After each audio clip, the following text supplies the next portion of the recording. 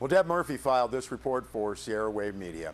The judge in the marathon embezzlement trial of Don D. Rossi granted the defense's request for time to respond to his tentative rulings, this during last Friday's brief court session. The defense now has until June 10th to respond. The prosecution then has until June 17th to respond to the defense's response. Additional arguments may be given in court on June 24th, with June 27th scheduled for the trial to resume. Appointed Judge Philip Argento has spent the last 2 months reviewing more than 500 pieces of evidence in a trial involving 137 counts, ranging from identity theft to the primary charge of embezzling $1.5 million from Inyo County's Department of Health and Human Services, where Rossi worked as a supervisor. Judge Argento described his comprehensive ruling as, quote, long, item by item, end quote. Following a 30-minute session in chambers, defense attorney David Evans moved for a continuance, allowing time to prepare a written response to the judge's tentative ruling on the evidence and his draft tentative ruling on the charges. Now, according to Inyo County District Attorney Tom Hardy, Judge Argento's tentative ruling denied the defense's objections to the evidence presented. However, the judge did allow for an acquittal on identity theft charges if the victim did not appear in court. That ruling will not necessarily reduce the charge that Rossi embezzled $1.5 million.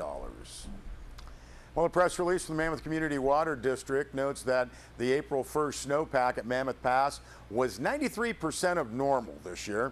Now, following 4 years of drought conditions, the melting snowpack is providing some much-needed surface water. However, Mammoth Community Water District customers are still under Level 3 restrictions.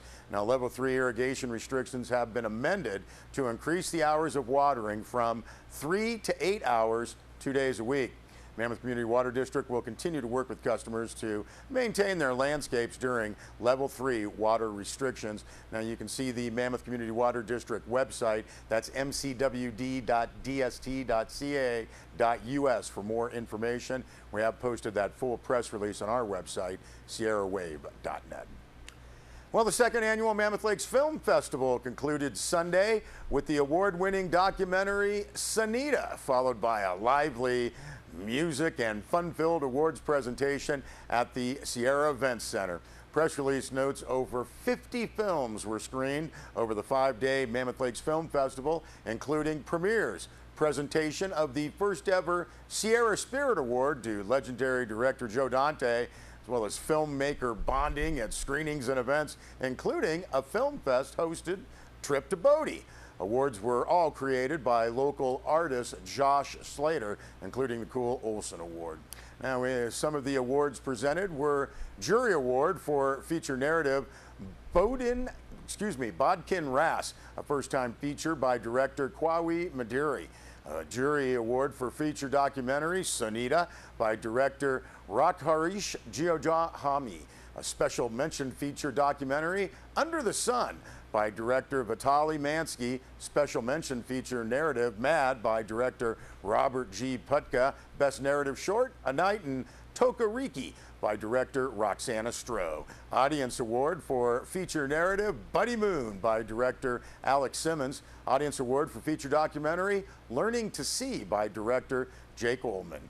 Hey, we're sending out congratulations to founder Shira Dubrovner and the many people who participated in the second annual Mammoth Lakes Film Festival, and that full press release with all of the awards and some more information, again, posted on sierrawave.net. Well, in collaboration with the Inyo County's sesquicentennial celebration, the Friends of the Eastern California Museum will be offering a special field trip, Geologic Features of the Owens Valley. Field trip will be conducted by Independence resident and noted geologist Dave Wagner. Now, that's coming up Saturday, June 11th.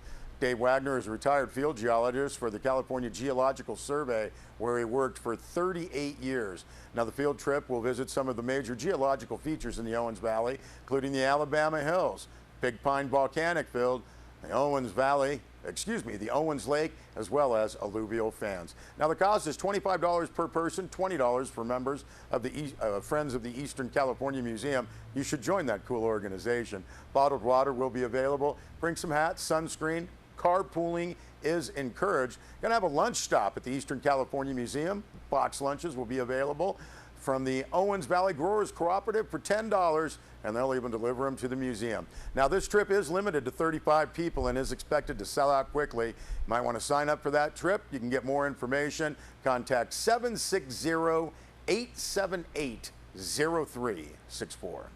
We'll be back with some more news.